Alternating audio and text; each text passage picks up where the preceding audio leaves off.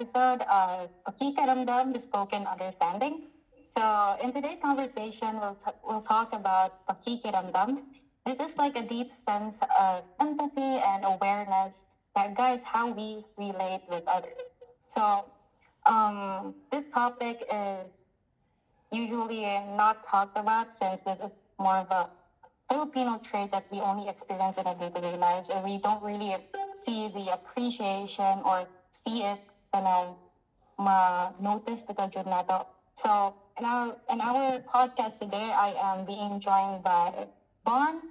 I have here Kyla, Mariel, Sheena, Rain, Friends, and Ella. So, these are my co-hosts today. So, let's start off with a opening question. Um, in your day-to-day lives, guys, have you ever experienced pakikiramdam? Does anybody have an experience or Yes, nakaka-experience ko sa, like, sa friendships, ganun. If na one person bitaw for example, nag-joke siya na insensitive, and then wala bitaw siya naka-feel na uncomfortable ang other people sa yung joke. So, wala siya pakikiramdam. yeah, exactly. Kamu guys, na may experiences aside sa friendship? Mhm.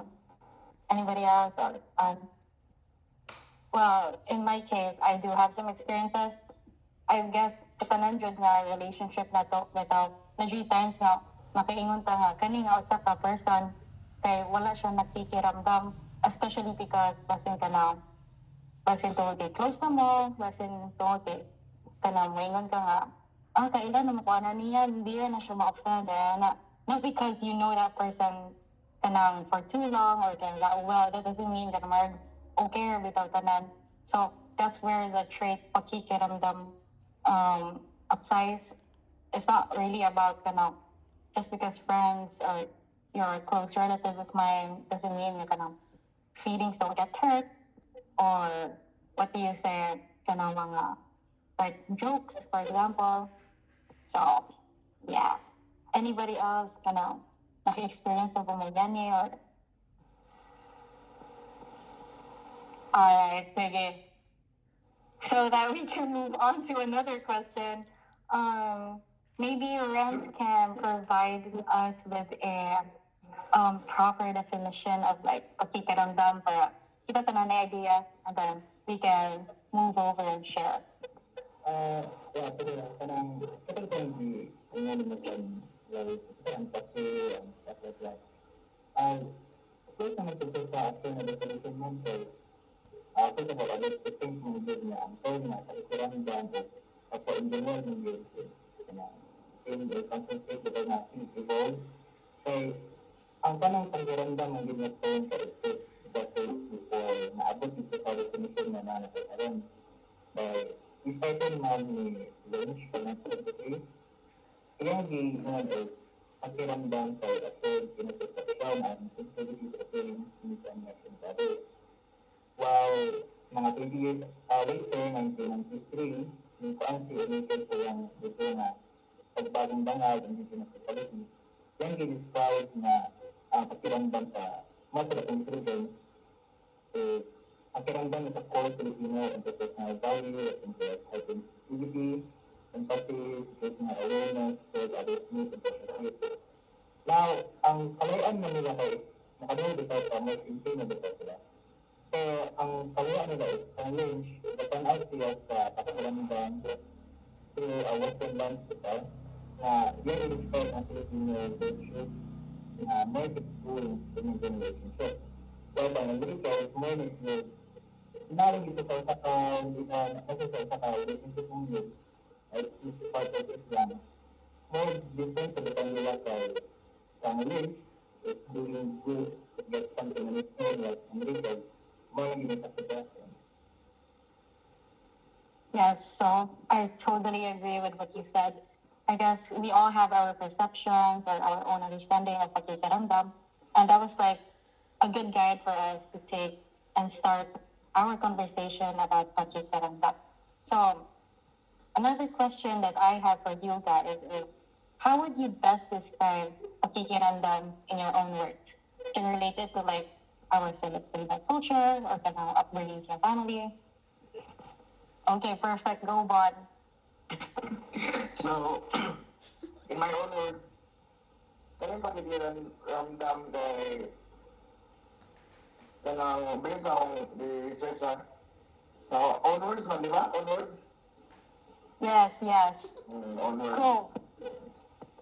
So, kanina, bakit ang pagsabot, kung ano siya, kanang, ang pagsabot sa situation bitaw, ang patikawan ramdam. Ya, kanina siya, kanang, kitay, example example, kanang, kitay, si Rain, sabaan siya nga pagkatao. Kanang na siya, jolly ba? Yung katawa ka kaila. Jolly siya nga pagkatao. Then, one day, once upon a time, kay, nainom mo na siya. Siyempre, if nakipagkikiramdam, dili juga dapat ka musabot, dili ka mo gara ba? Kaya basin ganang musamot noon, di ba? Wow. Kasi mo agree. Agree. Oh, agree. Agree. Sakto. Agree talaga. Agree. O Yes, lang sir. wrong sa mga gingon. Meron ka mga Naka-experience na ka 100% na, Bon? correct. Hindi wrong ka kay hindi sa answer. Oh, Jod.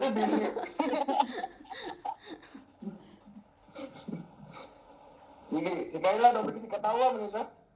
Sige Oh, ako. sige, ikaw, guys. So when we say pakiramdam, no, we often think of emotions, happiness, sadness, and love. So, pero in a deeper sense, so pakiramdam is more than what we fit inside. Wow. We're a quiet language between ourselves and the world around us. So, to feel deeply is to be alive, to listen, ano ba? Not only with ears, but with our hearts. Correct. Amen. Amen. And in a world that often rushes us to think, maybe pakiramdam reminds us to pause and simply feel. Correct. Diba, guys? Agree mo na. True. Diba, sometimes when we think about situations or the mga relationships with other people, kanang murag shallow ra kaya itong pagtanaw bitaw. But when you look in a deeper sense, you actually have to feel para maka-input ka towards other people. Well, may background music siguro. Grabe. Very inspiring to kayo, no? Mga kanang inspirational speaker and kanang spoken word meeting. Amen, John. Inspired Amen. kayo. Naara sa tapad. Yes. Without. Ba't kung simbahan dito ha? Simba mo. Simba na mo. Ka na mga wala ni Simba. Correct. Sige. Ekis. Sige, next. Let's like delve deeper and let's encourage reflection and our contrast of opinions in the next following questions that I'll be asking. So, first, when is pakikiramdam most important? Is it during school, at home, or at work, or any other scenarios? Come on, guys. Okay, perfect, Miss Sheena. Si Vars pala ito. Ito. So honestly, I think pakikiramdam is very important, like everywhere, like sa balay man, sa school, or even work. But if you really think bitaw, it is most meaningful sa balay. Why sa balay? So it's because at home, God, ato ta magsugod jud. Like everything starts there. It's where we first learn to read emotions without words. Kanang maka-notice ta nga our parents are tired or naabay problema or nakinahanglan kag comfort atong mga igsuon or ato ang parents. And then I believe pakikiramdam at home builds empathy bitaw. Like it teaches us na unsaon nato pag-care bisan wala giingon or unsaon pag-respond with understanding instead of reacting right away. So I believe it is most meaningful at home, but it is very important everywhere. Char. Seriously? Yes. Yes. Very correct, ha? I do agree. Overt. If si Kyla mag-pastor, si Sheena murag non, si Sister Sheena pala ni. Overt. Ganyan talaga kapag... Miss Oh, Press. yes. Okay. That's very... From what Sheena shared, we can actually like think about it now. Di ba, mag-start mo dyan at home. Kanang, that's where we grew up. That's where we first learn how to speak, to walk. So it really matters when you're at home. Okay, if unsay mong learn at home, mo kayo madala, di ba, naman sa other people around you. So, yeah, I totally agree with Ms. Felicitas. All right. Sige, let's move on to the next question. Can pakikiramdam ever be a disadvantage? Come guys. Tara, si Ella. Perfect. Gani. Miss Universe ka ba gani? No? Ali. So, Go. Go, Ella. for me, no, personally, yes, pakikiramdam is somehow disadvantage po, no, if it's too much na bitaw. Let's say, for example, di ba, as kanang giingon na ganina, di ba, ang pakikiramdam is telling, I mean, like, pakiramdam bitaw ka, ang sina-feel sa others. So, since si Sheena, nihatag na mag-example sa bahay, ako, hatag example sa school. So, I know, kani uban, dire, sila Kyla, si Sheena, and others, kanay organization, kabalod na sila, unsay feeling, no, unsay nasa organization. So, ma-disadvantage ang pakikiramdam if, let's say, for example, kana, sa isa ka team, kana na problema ba, and then, kabalod jud ka nga, na isa ka certain officer, nga na problema, and then, katong problema ngayong na-experience, buti nakakos o or lapses bitaw sa isa ka event, isa ka organization. So, kanang disadvantage ang pakikiramdam kay even though ganahan ka mo call out bitaw, pero gusto gyud ka mo sabot ba bisag too much na, toxic na, red flag na, wow, red flag. So, kanang piliyon gyud po nimo makiramdam, di ba may disadvantage po siya nga, kanina na mo sabto ng uban nga, mamatay nakaka-cause of problems sa organization. Nga na bitaw. So, kanang pakikiramdam for me is disadvantage na siya if too much na bitaw. Sometimes, my God, we don't need pakikiramdam po na masubraan bitaw. Kaya we have to speak out minsan. So, mo na siya. Alright, so, yun, pag-iingon ni Ella. It's like saying we have our limitations because we can't always be kind. Diba? Diba mo agree ka, na Mariel? You can't always be kind? Yes. Diba, yes. Of course. You can't always be kind. Correct. Sige, next question. How can we balance pakikiramdam and open communication? That's Diba? yeah, that's actually a really nice question.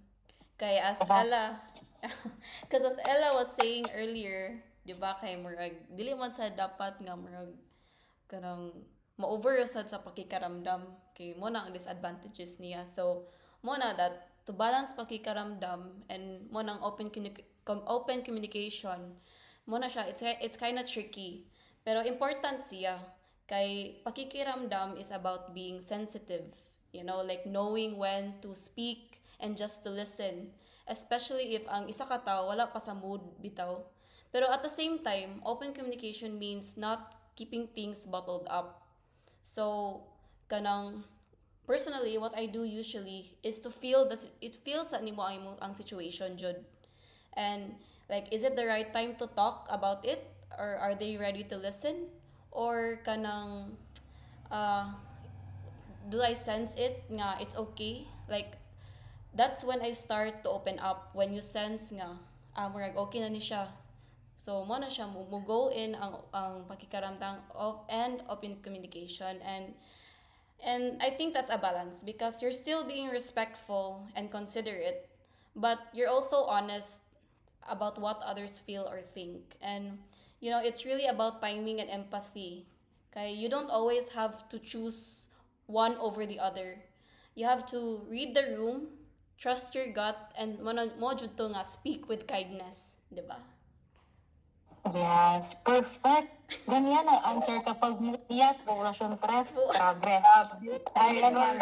Ay, Miss Universe, no? Grabe. Di matabang.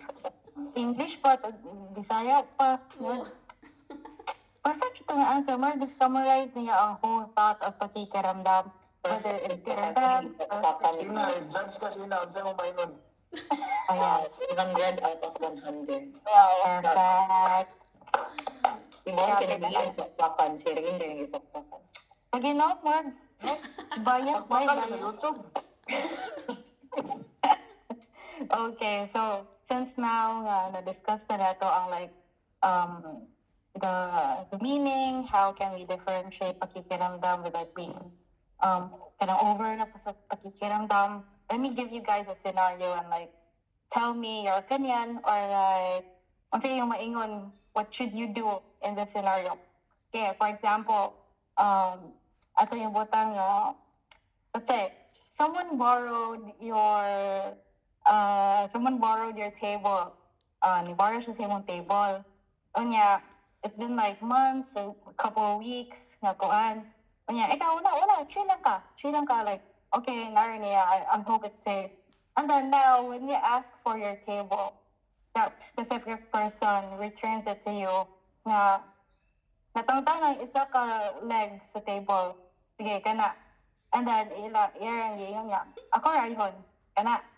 Iyan siya, ako rayon. And then, di ba, kintahay, ako ang nahuwam, ako ang tag-iya itong table. How would you feel like, okay, so, I thought you borrowed it. It doesn't mean like, dapat di ba, ampingan, di ba? So, how would you answer in an angry position? Would you, muingon na kung okay. So, unsa man ninyo ang opinion ang situation? Okay, for me, so as someone nga very kanang musturya bitaw dayon, I think ako din siya i-confront because okay raman jud mo borrow, but since knowing na kanang dili siya imuha na ko ng responsibility nga ampingan bitaw, like it's the least thing you can do, so why can't you do it? So very very irresponsible. Bisan unsa na siya kagamay nga butang, if it's not yours, then you should know how to take good care of it. So it's very okay if ever nga madismaya or mahiubos ka towards that person because it's yours. Dili man iya. And then in the first place, she borrowed it, diba? Ano siya? Correct. I agree. So guys, who has like other opinions or other takes on the situation? Ano ba yan? Si Kim na ba yan? Sabon. Dapat na-realize niya ba? Diba? Yes. But if ako rin din sakripisyo kay admira ko sa salog nagkaon. Wala, di ba? Nawala, giampingan. Oo, John. Sakto, Juga. Perfect example to show mo bitaw. What if katuling nga table kay importante ito sa person or it has like sentimental value towards that person. Diba? So that mo enter ang kuan. No problem. Kuan. Diba? Na musod yung pakikiramdam. Cause like it's not always about because you're friends. It's not always about because you know that person nga kinta kaila ko na niya buotan na siya. Kala ko na niya kay kanang chill na siya. Wala problema. It's not always about that, right? It's actually about being responsible, being sensitive towards others' feelings, and if you really can cherish or medyo kay pake ang relationship ito ninyo, you wouldn't do something that could hurt the other person. You wouldn't do anything and like marag ikalain, because in the first place, if you guys were friends or unsa ba na barkada, as dili jud nimo kanang unsa nga na iabot sa limit, because we all have these limitations, right? Diba, as discussed earlier, nandiyo tayo limitations na like, this is enough, this is too much. So, in our Filipino trait, usually mo ingon ba yun ta, mo like, okay na, oy. Or like, kanang, sige lang. This is where we practice kanang pakikiramdam. And hopefully, when we actually think about kanang like relevant issues, more gupod na kanang in our government is like, dili man sila ang nasa situation sa mga kababayan nato nga Philippines. They should also like think about personal DPWH, sige ato kana example kasi like relevant to siya nga topic. If wala sila naka-feel sa mga tao nga nabahaan, sa mga tao nga nagubay lang mga balay, because they're not in the situation. Wala sila nakiramdam sa feelings sa other people nga who aren't in the same state bitaw nila, who aren't like, kasi not everybody has luxurious houses, diba?